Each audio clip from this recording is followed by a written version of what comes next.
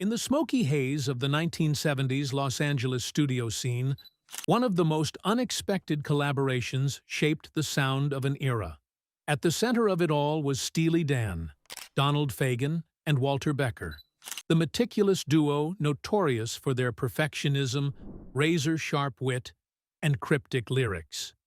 Enter Michael McDonald, a young, soulful singer with a haunting voice that would soon become legendary. What began as a chance opportunity would evolve into one of the most intriguing, complicated, and misunderstood musical partnerships in rock history. But beneath the glossy harmonies and chart-topping hits, tensions simmered about credit, loyalty, and ambition. What really happened between Michael McDonald and Steely Dan? The mid-1970s was a volatile time for Steely Dan. After the success of early hits like Do It Again and Reelin' in the Years, Donald Fagen and Walter Becker grew increasingly disillusioned with the grind of touring.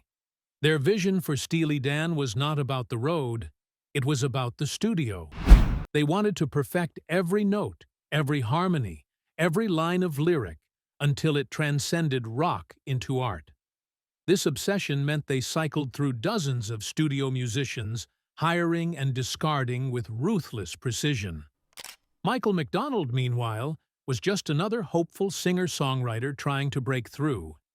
He had bounced around bar bands in St. Louis before moving to Los Angeles, where he was scraping by with small gigs and demo sessions.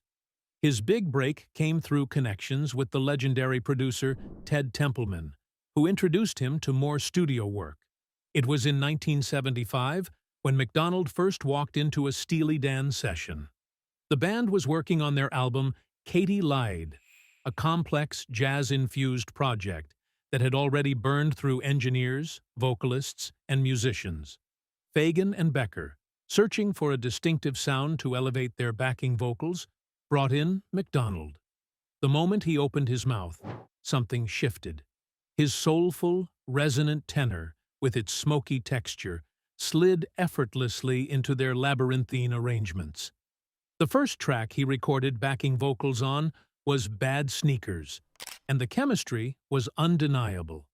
His harmonies added a ghostly, almost otherworldly layer to Steely Dan's already cryptic songs.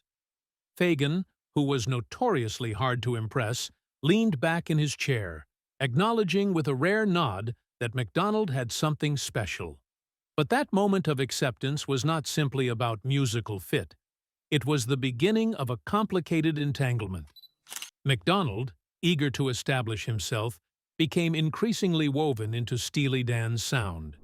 Yet he was never truly in the band, always on the periphery, a hired gun whose voice became inseparable from their legacy, yet whose name often lingered in the shadows.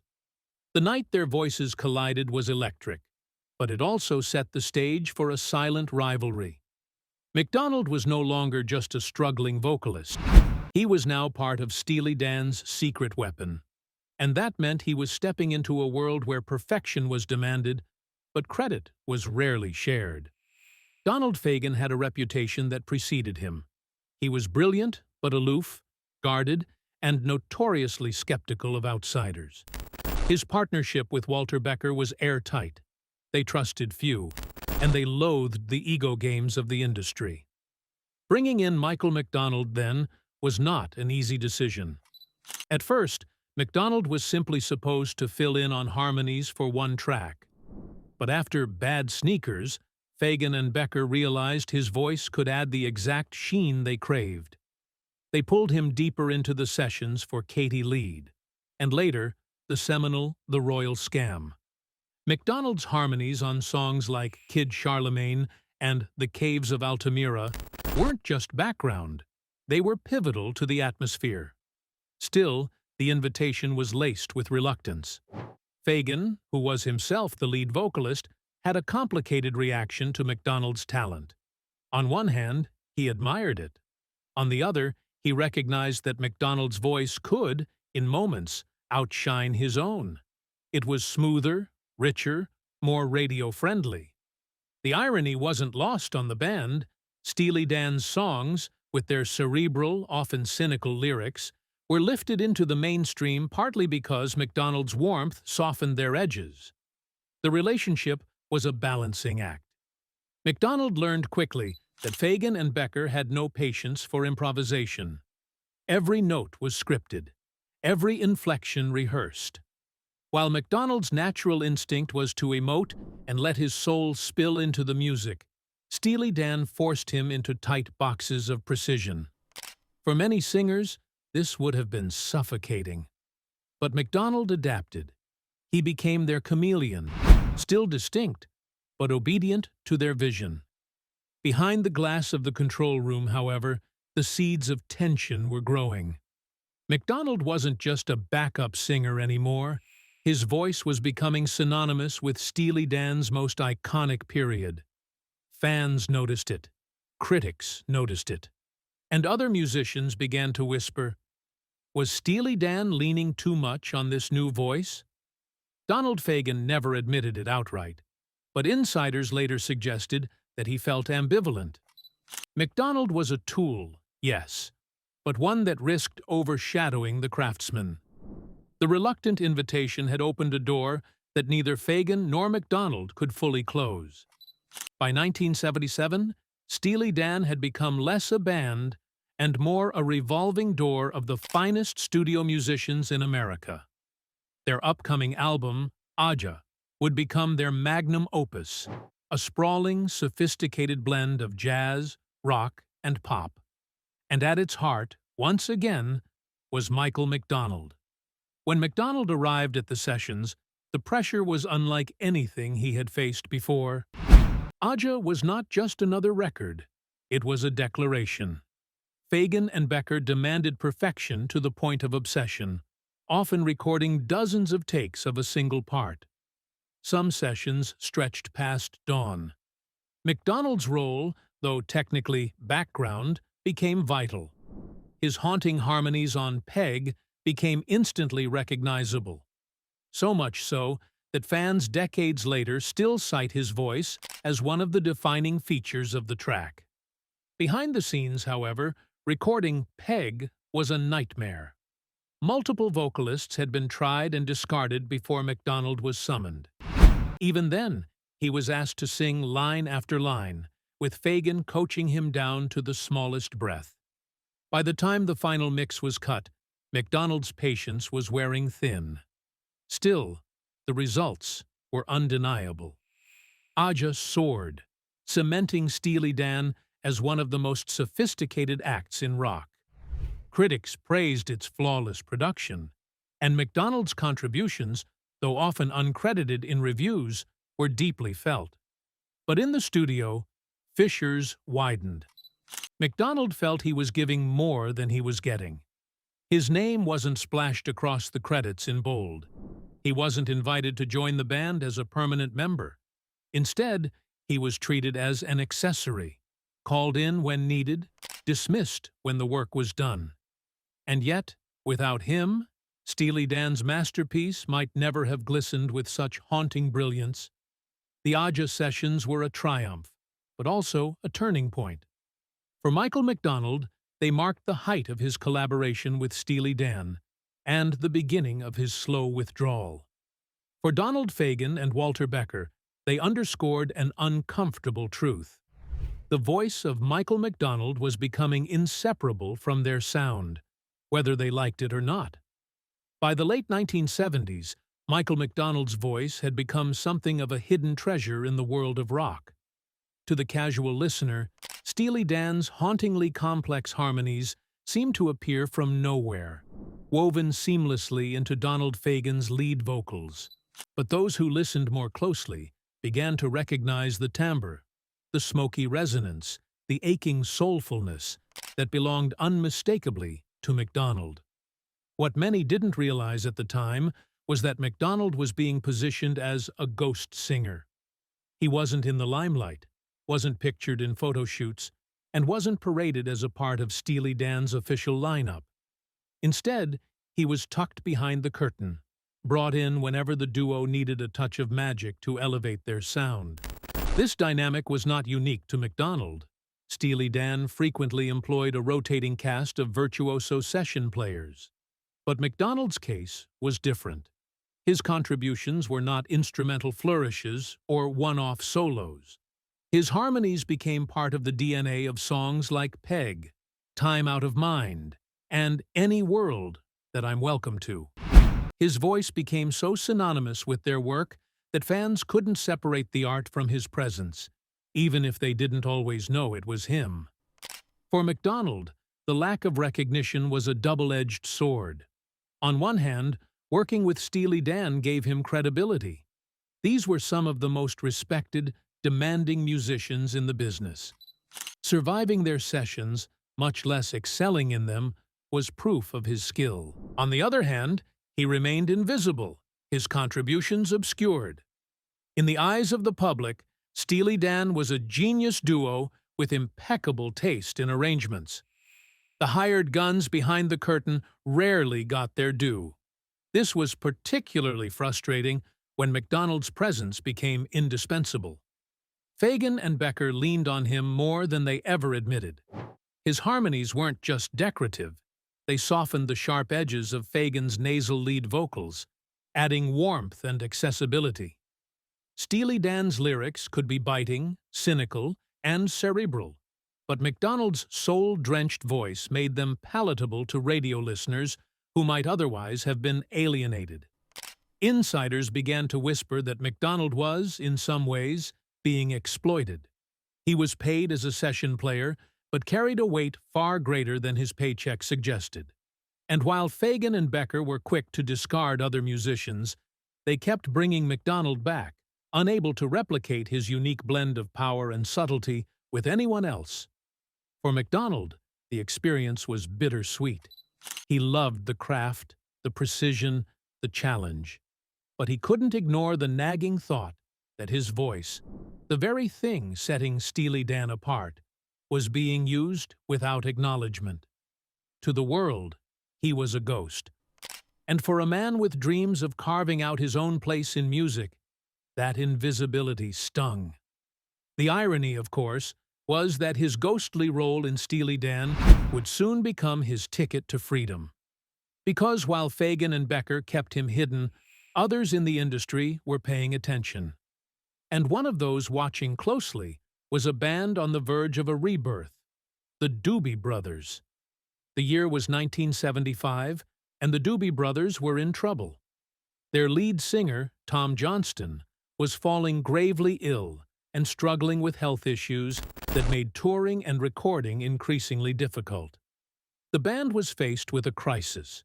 Without Johnston's gritty vocals and commanding stage presence, they risked collapse. Enter Michael McDonald. At first, McDonald's role with the Doobies was meant to be temporary. He was brought in as a substitute to help fill the gap left by Johnston's absence. But almost immediately, the band realized they had stumbled upon something transformative. McDonald's deep, soulful voice and his gospel-inspired keyboard playing brought an entirely new dimension to their sound. The shift was dramatic. The Doobie Brothers had been known for their boogie rock energy. Songs like China Grove and Listen to the Music defined their early years. With McDonald, however, they pivoted into a smoother, more sophisticated sound that leaned heavily on R&B and soul. Tracks like Takin' It to the Streets and What a Fool Believes redefined the band's identity and propelled them to new commercial heights. This escape route came at the perfect time for McDonald. While Steely Dan kept him in the shadows, the Doobie Brothers pushed him to the front. He wasn't just providing backing vocals, he was now the lead voice, the face, the star. It was validation, long overdue, that he was more than just a ghost singer. Still, this move was not without controversy. Some longtime Doobie fans felt alienated by the new direction, accusing McDonald of hijacking the band's identity. Behind the scenes, tensions flared as some members resisted the shift toward a slicker, more polished sound. But the success was undeniable. Under McDonald's leadership, the Doobie Brothers scored some of their biggest hits, and earned Grammy recognition. For Steely Dan, McDonald's new role was a wake-up call. The singer they had kept in the shadows was now a star in his own right. And while they continued to collaborate with him on projects like Aha and Gaucho, the dynamic had shifted. McDonald no longer needed them the way they needed him. The escape route to the Doobie Brothers was more than a career pivot. It was liberation. For the first time, McDonald's voice wasn't just supporting someone else's vision. It was carrying an entire band. And with that newfound independence, the tensions between him and Steely Dan began to simmer more openly. Success has a way of complicating relationships, and for Michael McDonald and Steely Dan, the mid to late 1970s was a period where admiration began to curdle into resentment. For Donald Fagen, the sight of McDonald ascending with the Doobie Brothers was a bitter pill to swallow. While he publicly praised McDonald's talent, privately he bristled at the attention the singer was receiving. It was one thing for McDonald to serve as an invisible hand in Steely Dan's meticulously crafted studio world. It was another thing entirely for him to stand in the spotlight, basking in the glory of his newfound stardom. Fagen's envy wasn't purely personal, it was also professional. McDonald's success with the Doobie Brothers highlighted something uncomfortable. Steely Dan's perfectionist, insular approach had created masterpieces, but it had also kept them off the stage and away from the masses. Meanwhile, McDonald was selling out arenas, winning awards, and connecting with audiences on a visceral level. The control room, once a sanctuary where Fagen and Becker dictated every note, became a place of subtle tension whenever McDonald stepped in. Rumors circulated among engineers and session players that Fagen's tone with McDonald grew sharper, more demanding, even dismissive at times. It was as if he needed to reassert dominance, to remind McDonald who was in charge.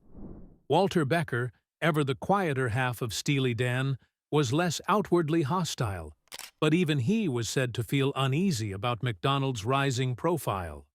For years, Steely Dan had prided themselves on being musicians, adored by critics and peers, if not always by mainstream audiences.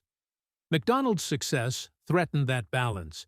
It suggested that maybe warmth, accessibility, and soul had their place alongside complexity and cynicism. McDonald, for his part, handled the jealousy with quiet professionalism. He rarely spoke ill of Steely Dan, even as he sensed the tension. But those close to him said he was hurt by the shift in tone. The duo who had once embraced his talent were now treating him like a rival. The irony, of course, was that Steely Dan still needed him. Even during the height of his Doobie Brothers fame, McDonald continued to contribute to their projects. His voice remained integral to their sound, whether Fagen liked it or not. The jealousy in the control room couldn't erase the simple truth. Michael McDonald and Steely Dan were bound together, creatively and historically, in ways neither could fully escape. But as the 1980s dawned, the cracks in their relationship widened. What began as collaboration had evolved into rivalry, and soon the fallout would become impossible to ignore. By the dawn of the 1980s, Steely Dan had reached an inflection point. The duo of Donald Fagen and Walter Becker, always mercurial and uncompromising, decided to step back from the relentless grind of studio perfectionism. After releasing Gaucho in 1980, they essentially dissolved, retreating into semi-retirement. The music world was stunned, though insiders claimed it was only a matter of time before their obsessive standards burned them out. For Michael McDonald, this shift should have been irrelevant. He was thriving with the Doobie Brothers, enjoying chart-topping hits and a growing fan base. But the truth was, the split of Steely Dan represented something more personal for him. It was the severing of a connection that had defined a critical chapter of his career. The band's retirement didn't just mark the end of an era for jazz rock, it also marked the formal closing of his time in their orbit. The break came with almost no ceremony. Becker and Fagen didn't call McDonald to tell him directly. There was no farewell note, no acknowledgement of his contributions. One day, Steely Dan existed as a recording powerhouse, and the next, it didn't. To McDonald, it was confirmation of what he had long suspected. To Becker and Fagen, everyone was replaceable, even him. But what truly shocked observers wasn't just Steely Dan's exit from the stage.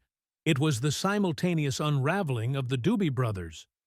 By 1982, McDonald's version of the band had reached a breaking point. Internal conflicts, clashing creative visions, and the fatigue of endless touring led to their disbandment. In the space of just 2 years, McDonald found himself without either of the two musical homes that had defined his rise. For fans, the parallel collapse of both Steely Dan and the Doobie Brothers felt like an earthquake. Two of the most influential acts of the 1970s had crumbled almost overnight. And for McDonald, the timing couldn't have been more destabilizing. He had built his identity as a vital piece of both bands, only to see them vanish. Privately, McDonald was gutted. Friends later revealed that he wrestled with feelings of abandonment. With Steely Dan, he had been indispensable but uncelebrated. With the Doobie Brothers, he had been celebrated but resented. And now, both chapters had closed, leaving him to pick up the pieces. The breakup no one saw coming forced McDonald to confront a haunting question. Without Steely Dan or the Doobie Brothers, who was he? The 1990s brought a wave of nostalgia into rock music. Bands from the 1970s were reuniting, rediscovering their magic, and cashing in on the appetite of fans who longed for the soundtracks of their youth. Among them was Steely Dan, who resurfaced in 1993 to the delight of devotees. For Michael McDonald, this reunion was a complicated development. On one hand, he was happy to see Becker and Fagen back in action. Their artistry had influenced him deeply, and the world was richer with their music in it. On the other hand, it reopened old wounds. McDonald was not part of the reunion. His contributions, though critical to their legacy, were once again overlooked. This exclusion did not go unnoticed. Fans who had followed both Steely Dan and McDonald's career began to ask the obvious question: why wasn't he involved?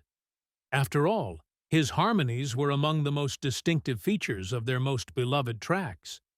But when Becker and Fagen were pressed about McDonald's absence, their answers were vague at best. They offered polite acknowledgments of his talent, but gave no indication that he was missed. The sting deepened when the Doobie Brothers also reformed in the late 1980s, without McDonald. The very band he had saved from collapse had moved forward without him, reverting to their pre-McDonald identity. Once again, he was left on the outside looking in. This period reignited old debates among fans and critics alike. Some argued that McDonald had been a hired hand in both bands, never meant to be permanent.